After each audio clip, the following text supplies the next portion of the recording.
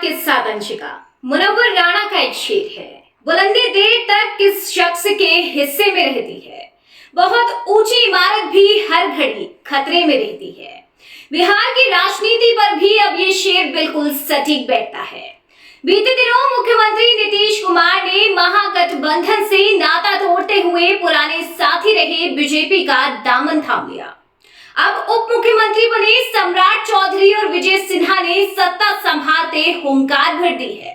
उन्होंने साफ संदेश दे दिया है कि कानून से खिलवाड़ करने वाले अपराधियों को बख्शा नहीं जाएगा। आपको बता दें कि विपक्ष में रहते हुए बीजेपी ने शराब माफियाओं के आतंक का मुद्दा जोरों से उछाला था। अब सत्ता संभालते ही बीजेपी जनता से किए हुए इस वादे को पूरा करने की राह पर चल पड़ी है। फिलहाल डिप्टी सीएम की कुर्सी संभालते ही सम्राट चौधरी के तेवर भी बदले दिखाई दे रहे हैं। उन्होंने माफियाओं को चेतावनी देते हुए कहा, सबका इलाज होगा। बालू शराब माफियाओं से जुड़े हर शख्स की जांच होगी। अब पुलिस माफियाओं के हमले का शिकार नहीं होगी। अब बिहार की जनता के सामने माफिया सरेंडर करते नजर आएंगे। ये सरकार बिहार की जनता से किए गए वादों को पूरा करने के लिए आई है। अब बिहार ठेकेदारों और माफियाओं से मुक्त होगा।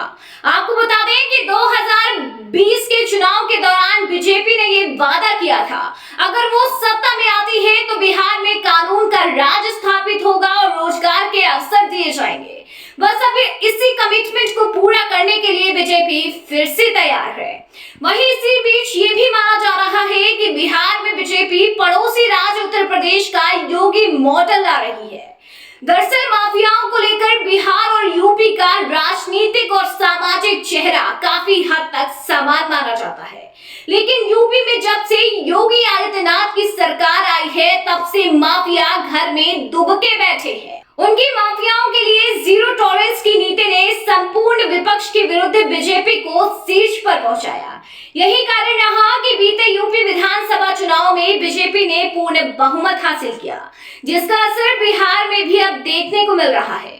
बिहार में भी योगी आदित्यनाथ की चर्चा हुई। सबसे ज्यादा चर्चा उनका सनातन धर्म के साथ खुलकर खड़ा होना और माफिया अपराधियों पर नकेल कसने को लेकर रहा। यही मॉडल अब बिहार में बीजेपी अपना रही है।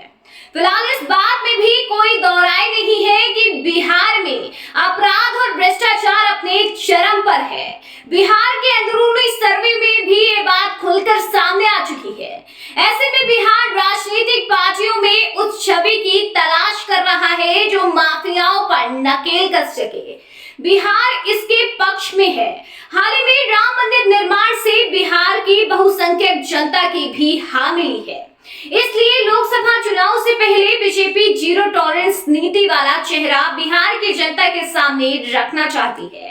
इसलिए समय समय पर डिप्टी सीएम से लेकर तमाम नेता बिहार में माफियाओं पर कार्रवाई की बात करते हैं, तो वहीं अब सरकार में रहते हुए कार्रवाई से भी बीजेपी जनता को संतुष्ट करना चाहती है।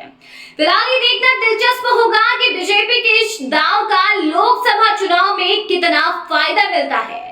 हालांकि इस खबर पर आपका क्या कहना है, हमें कमेंट बॉक्स में कमेंट करके जरूर बताएं।